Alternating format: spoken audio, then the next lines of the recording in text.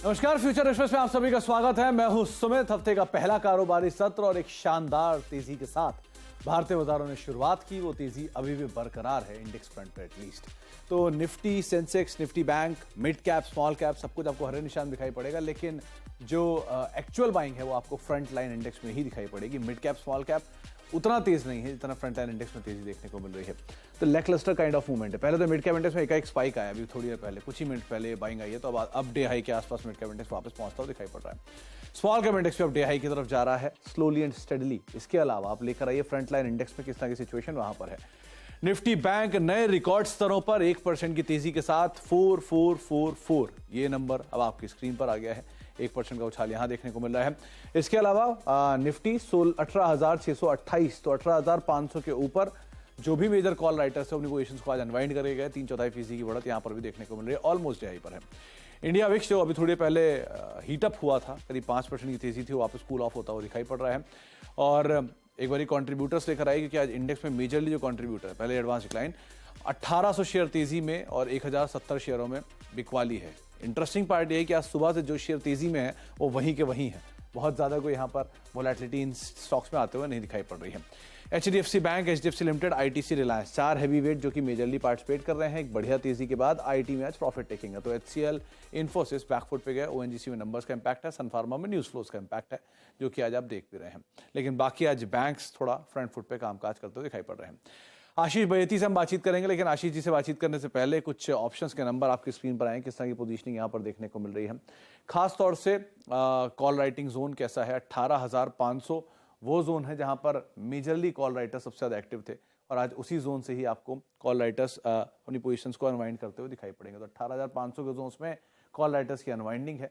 18,600, 18,400 कुछ ऐसे जोन हैं जिन पे आप ध्यान रखेंगे। 18,500 पे कॉल राइटर्स अनवाइंड कर रहे हैं, 18,600 पे कॉल राइटिंग है, 18,700 पे कॉल राइटर्स है, 18,600 पे हैवी पुट राइटिंग है, 18,500 पे हैवी पुट राइटिंग है, 18,400 पे हैवी पुट राइटिंग आपको दिखाई पड़ेगी। तो मेजरली बेस फॉर्मेशन 18,500 के इर्द गिर्द अब होता हुआ दिखाई पड़ रहा है। इस पर हम आशीष जी से और ही बातचीत करेंगे। इसके अलावा निफ्टी बैंक, क्योंकि 44,150 ये निफ्टी बैंक के लिए आज मेजर जोन था, जो कि नया ऑल टाइम हाई था, सेंटिमेंट ही चेंज हुए। तो 44,000 के आसपास जो कॉल राइटर्स थे वो अनवाइंड करके गए। 44,400 पे थोड़ी बहुत कॉल राइटिंग है और 44,500 पे थोड़ी बहुत कॉल राइटिंग है। 44,400 पे पुट राइटर्स और 44,000 के जोन में बढ़िया पुट राइटिंग आपको दिखाई पड़ेगी। हीट मैप की सिचुएशन ब्रॉडर साइड पर तेजी में है, तो इसीलिए बुलिश है। करीब 64 शेयर तेजी में, करीब 80 शेयरों में शॉर्ट कवरिंग, 18 में शॉर्ट्स और 26 अनवाइंडिंग होते हुए दिखाई पड़ रहे हैं। लाइकवाइज कहां पर लॉन्ग्स बन रहे हैं, कहां पर शॉर्ट कवरिंग है, वो आपकी स्क्रीन पर आता हुआ दिखाई पड़ेगा। मेजरली बैंक्स जहां पर कुछ हद तक लॉन्ग्स आपको दिखाई पड़ेंगे, और कुछ हैवी वेट जहां पर भी लॉन्ग साइड पे पोजीशंस बनते हुए दिखाई पड़ेगी। शॉर्ट्स और अनवाइंडिंग आज थोड़ी बहुत फार्मा के अंदर है, सिलेक्टिव IT के अंदर है। ICICI लोम्बार्ड न्यूज फ्लो कदम, BHEL नंबर्स के बाद लॉन्ग बिल्डअप, इनफैक्ट कमेंट्री काफी स्ट्रॉन्ग है। India bulls housing, PFC numbers का इंपैक्ट, हिंडाल्को 2.5% ऊपर। M&M में शॉर्ट कवरिंग है न्यूज फ्लोज के दम पे और कमेंट्री के दम पर। RBL bank, India cement, Shriram finance, SAIL, ये कुछ और ऐसे नाम जहां पर कुछ हद तक शॉर्ट कवरिंग है। अनवाइंडिंग कहां पर है ये भी एक बार देख लीजिए, क्योंकि अनवाइंडिंग आपको दिखाई पड़ेगी IT में कुछ हद तक। India in hotel, Bata, Maruti, HCL tech, ये अनवाइंडिंग की सिचुएशन में। ONGC नंबर्स के बाद बालकृष्ण नंबर के बाद नई शॉर्टिंग हो रही है। GMR नंबर्स के बाद शॉर्टिंग है। सिटी यूनियन बैंक नंबर्स के बाद शॉर्टिंग है। सन फार्मा न्यूज क्लोज के बाद शॉर्टिंग है, और बॉश करीब 2.5% नीचे ये भी कामकाज कर रहा है। अब बातचीत करते हैं आशीष जी से, हमारे साथ मौजूद भी हैं। आशीष जी नमस्कार, स्वागत है कार्यक्रम में। पर और निफ्टी एक अच्छी तेजी जिसको सस्टेन भी कर रहा है, कैसे देख रहे हो आप मार्केट्स को? Good afternoon Sumit ji. बहुत अच्छा मूव देखने मिला निफ्टी एंड बैंक निफ्टी में, बट प्रॉब्लम ये है कि ये पूरा मूव जो आया मेजरली गैप अप के थ्रू आया है, तो इसे चेस करना यहाँ से सेंसिबल नहीं लग रहा है। पर्टिकुलरली इंडेक्स में जिस हिसाब से कॉल पुट का रेशियो बन गया 1.3 और 1.4 के करीब, वापस PCR खड़ा हो गया। उनमें लग रहा है कि थोड़ा सा इंडेक्स पर्सपेक्टिव यहाँ पे ट्रेड ना ढूंढे, क्योंकि इतना रिस्क रिवॉर्ड फेवरेबल नहीं है। जिस हिसाब से पुट राइटर्स खड़े हैं, अगर थोड़ा भी स्लिपेजेस आता है तो पुट राइटर्स पोजीशन क्लोज करने से ही एक थोड़ा गिरावट देखने मिल सकती है। जिनके पास भी लॉन्ग है बने रहे इंडेक्स में, हमें लगता है कि स्टॉक स्पेसिफिक बहुत अच्छे ट्रेड्स मिल रहे हैं। तो निफ्टी में जो एक स्टॉप लॉस मेंटेन करके रखना है, जिनके पास भी लॉन्ग है वो 18,500 के करीब SL मेंटेन करे। सिमिलरली बैंक निफ्टी की अगर मैं बात करूँ तो बैंक निफ्टी का भी 1.3 के करीब का PCR चल रहा है। इन लेवल्स पे स्ट्रिक्टली शॉर्ट करने की सलाह नहीं है, जहाँ भले ही bank nifty all time high पर है, बट अभी भी HDFC कोटक अपने ऑल टाइम हाई से काफी नीचे, और यहाँ से भी बहुत बड़ी तेजी देखने मिल सकती है बैंक निफ्टी में। अब एक ब्लू स्काई टेरिटरी और नो रेजिस्टेंस जोन में बैंक निफ्टी ट्रेड कर रहा है। कोई भी डिप आता है तो जरूर उसमें पोजीशन बनाने की सलाह है। इन लेवल्स पे अभी आज इंट्राडे स्पेसिफिक ट्रेड्स ना ढूंढे, स्टॉक स्पेसिफिक होकर थोड़ा सा ट्रेड ढूंढने में ज्यादा बेनिफिट रहेगा। इंट्राडे स्पेसिफिक आप स्टॉक्स ना ढूंढें, स्टॉक स्पेसिफिक ज़्यादा रहें, इंडेक्स स्पेसिफिक रादर आप ना ढूंढें, और नई शॉर्टिंग एटलीस्ट बैंक निफ्टी में ना करें। ये आशीष जी की एक क्लियर कट आपको राय दी गई है। आशीष जी, स्टॉक स्पेसिफिक कहाँ पर लॉन्ग, कहाँ पर शॉर्ट? जी, फर्स्ट रहेगा मेरा कोटक बैंक पे खरीदारी की सलाह रहेगी। कोटक बैंक का पोजीशनिंग काफी अच्छा लग रहा है, जिस हिसाब से बैंक निफ्टी में मूव आ रहा है, लगता है कि कोटक बैंक में अभी थोड़ा सा मूव यहाँ से देखने मिल सकता है। ऊपर आज इंट्राडे में थोड़ा सा ऊपर से हुआ है, लेकिन अच्छा जोन वापस अवेलेबल हो गया है खरीदने के लिए। तो 1930 का स्टॉप लॉस लगाकर खरीदारी की सलाह रहेगी फॉर टारगेट ऑफ 1980। दूसरा जो ट्रेड रहेगा वो है एसबीआई लाइफ में खरीदारी की सलाह रहेगी। इसका भी चार्ट स्ट्रक्चर काफी अच्छा लग रहा है, और जिस हिसाब से आईसीआईसीआई के कारण पूरा इंश्योरेंस सेक्टर में वापस आज एक बाइंग इंटरेस्ट देखने मिल रहा है, और एसबीआई लाइफ ने अपना 200 डेमा कैटे को ब्रीच किया और उसके बाद वापस आज कंटिन्यूएशन में बाइंग इंटरेस्ट बना हुआ है।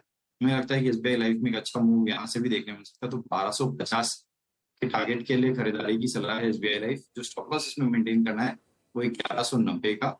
सुमित जी, मेरा तीसरा ट्रेड रहेगा टाटा स्टील में बाय की सलाह रहेगी। टाटा स्टील में पूरे मेटल पैक में आज अच्छा मूव देखने मिला, हिंडाल्को, टाटा स्टील सब में।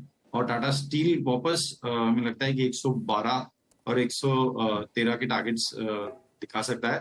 तो 112 के टारगेट के लिए खरीदारी की सलाह रहेगी टाटा स्टील में। जिसमें स्टॉप लॉस मेंटेन करना है वो 105 रुपए 50 पैसे का एसएल मेंटेन करेंगे। 105.50 का स्टॉप, 112.13 के टारगेट्स के लिए टाटा स्टील को आप लॉन्ग देखेंगे। एसबीआई लाइफ जिसको आप लॉन्ग देख सकते हैं 1250 के टारगेट्स के लिए 1190 का स्टॉप लॉस मेंटेन करेंगे, और 1980 के टारगेट्स के लिए कोटक महिंद्रा बैंक। इनफैक्ट ये वही जोन है जहां से आमतौर पे कोटक महिंद्रा बैंक घूमता हुआ दिखाई पड़ता है। तो 1980 के जोन्स के टारगेट्स के लिए आप खरीदारी करेंगे। 1930 का एक स्टॉप लॉस यहाँ पर मेंटेन कर सकते हैं। 3 नाम आपको आशीष जी ने खुद सुझाए हैं। आशीष जी, कुछ और स्टॉक्स यहाँ पर चर्चा करनी जरूरी है। उसमें एक नाम है BHEL का, 5% की तेजी है, निचले स्तरों से बहुत स्ट्रॉन्ग कमबैक है, स्पेशली कमेंट्री के बाद।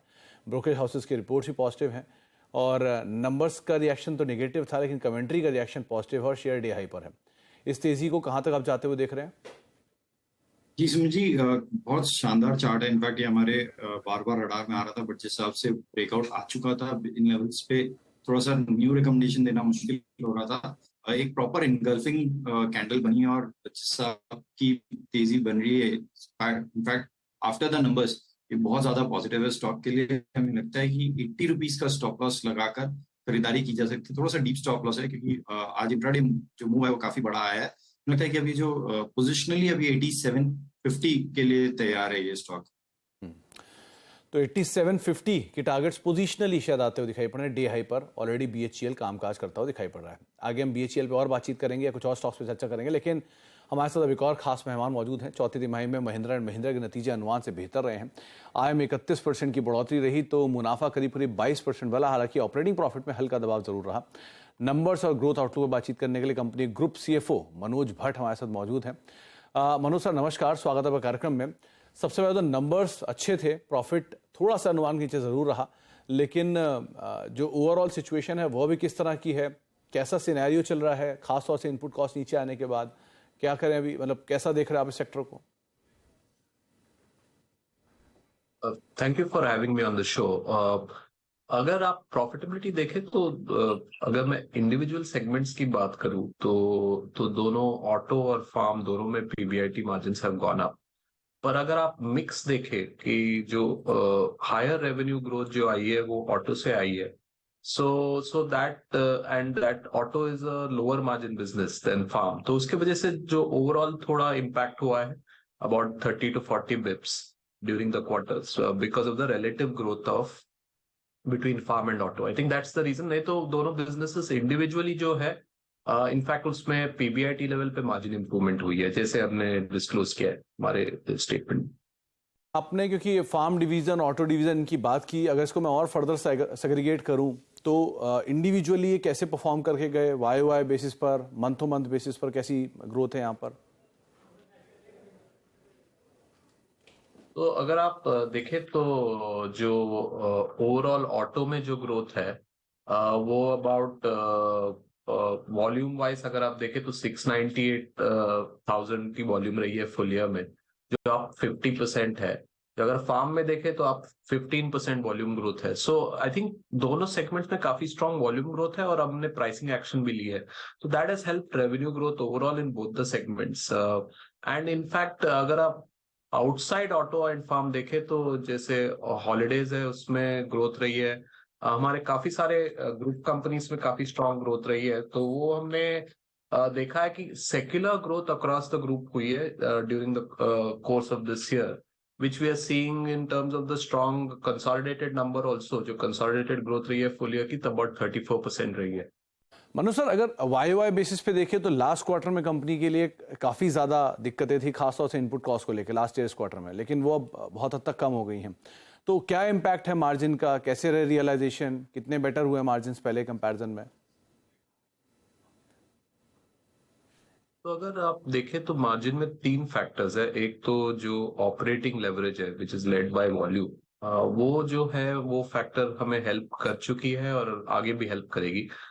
दूसरा जो फैक्टर है जो हमारी प्रोडक्ट्स है, जैसे जैसे they are coming out of price caps as well as whatever efforts we are doing to actually reduce cost per vehicle, उसमें से भी margin levers होंगी।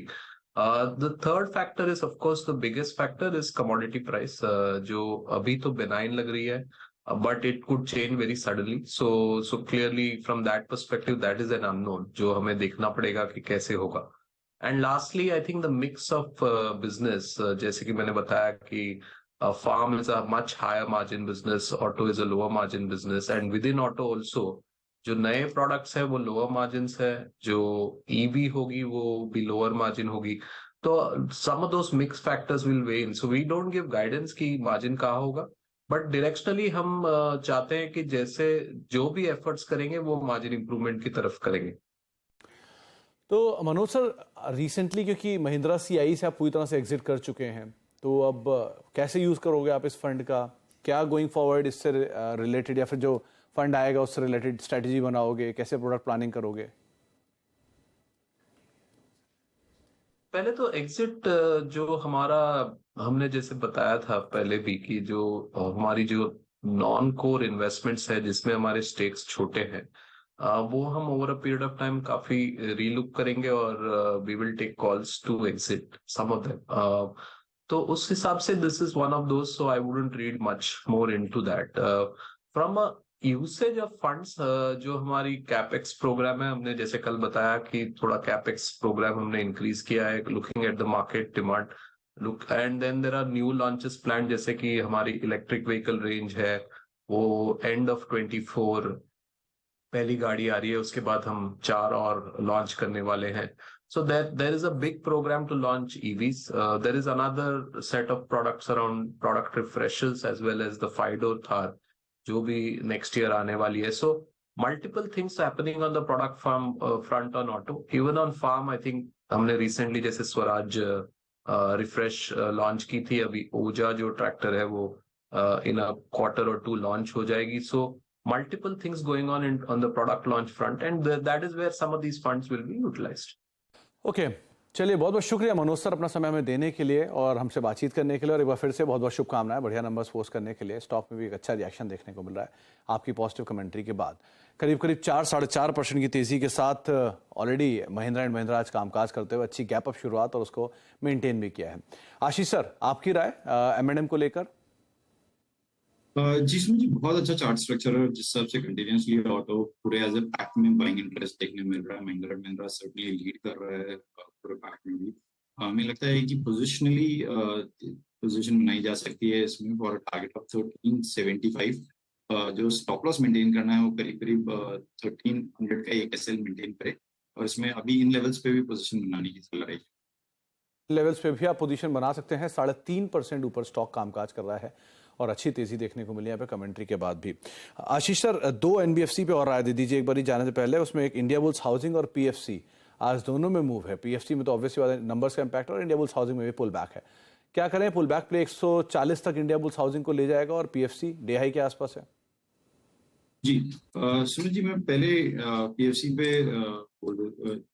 डिस्कस कर लेते क्योंकि चार्ट खुला हुआ मिला। बहुत अच्छा चार्ट स्ट्रक्चर बना हुआ है पीएफसी का, और जिस हिसाब से अभी स्टॉक अपने रीसेंट हाई जो कि मई में बना था, मई फर्स्ट वीक में, उसको वापस रीटेक कर रहा है। लग रहा है कि अब ये यहाँ से भी एक बड़ा मूव दिखा सकता है, जो कि इसे 184 तक के लेवल दिखा सकता है। तो खरीदारी की सलाह रहेगी। जो स्टॉप लॉस इसमें मेंटेन करना है वो 172 का एक एसएल मेंटेन करे।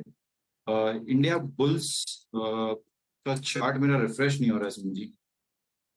इंडिया बुल्स हालांकि 118 119 के जोन्स पे कामकाज कर रहा है, इस पे आगे हम बातचीत कर लेंगे। एक ब्रेक का वक्त है, ब्रेक के बाद लौटते हैं और फिर एक सस्ता ऑप्शन आइडेंटिफाई करवाते हैं हम आशीष जी से, और साथ ही साथ कुछ और स्टॉक स्पेसिफिक जहां पर मूव है उस पर बातचीत करेंगे छोटे से ब्रेक के उस पर।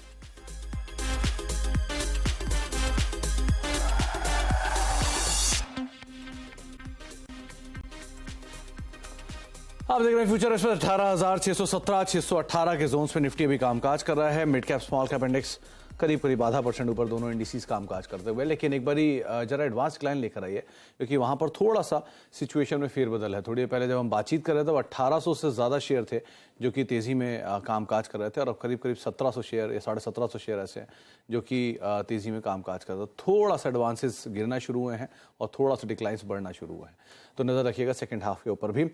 आशीष जी, सस्ता ऑप्शन कौन सा चुना आपने?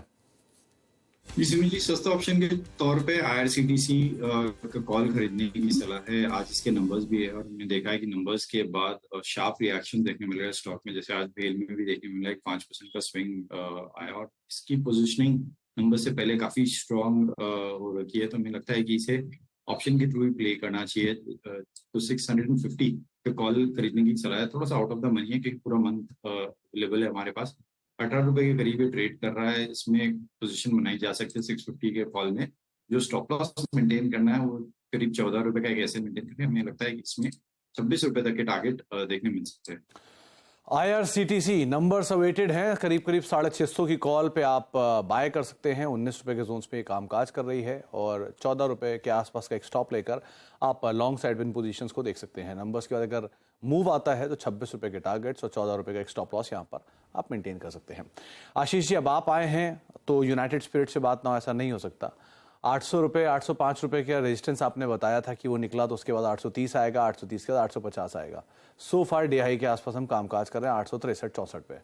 क्या करना चाहिए इसमें अब? सुमित जी बने रहे। थैंक यू रिमेम्बरिंग कि हमने लास्ट टाइम डिस्कस किया था। बहुत अच्छा चार्ट स्ट्रक्चर लग रहा है, और अल्को बेवरेजेस में और भी कुछ कंपनीज में अच्छा मूव देखने मिल रहा है। जिस हिसाब से SDBL में एक मूव आया, हमें लग रहा है कि इसमें मैकडॉनल्ड्स में भी यहाँ से भी एक अच्छा मूव बरकरार रह सकता है जो तेजी है। तो 880 का हमारा टारगेट है, उसके लिए पोजीशन में बने रहने की सलाह है। जो स्टॉप लॉस है बस उसे ट्रेल करके 850 का एक ऐसे मेंटेन करें इस पे। ओके, तो 850 का एक आप स्टॉप ले सकते हैं अब, और 880 के टारगेट्स के लिए आप लॉन्ग साइड पोजीशन देखते हैं यूनाइटेड स्पिरिट्स में। सोफा DI के आसपास कामकाज कर रहा है। बहुत बहुत शुक्रिया आशीष जी हमारे साथ मौजूद रहने के लिए, बाजार पर बातचीत करने के लिए और सभी शेयरों पर अपनी राय रणनीति रखने के लिए। तो कोटक लॉन्ग साइड पर 1980 के टारगेट्स के लिए, SBI लाइफ लॉन्ग साइड पे 1250 के टारगेट्स के लिए, टाटा स्टील लॉन्ग साइड पे 112-113 के टारगेट्स के लिए, और सस्ते ऑप्शन के तौर पर आशीष जी को IRCTC बेहतर दिख रहा है, जहां पर आप नंबर से ठीक पहले लॉन्ग साइड में पोजीशन बना सकते हैं। 26 रुपए का टारगेट, 14 का स्टॉप लॉस, 685 कॉल के अंदर। इसी नोट के साथ अब फ्यूचर एक्सप्रेस को समेटेंगे। एक ब्रेक का वक्त है और ब्रेक के उस पार बर्थडे बॉय आशीष वर्मा, सास बहू और सेंसेक्स के साथ।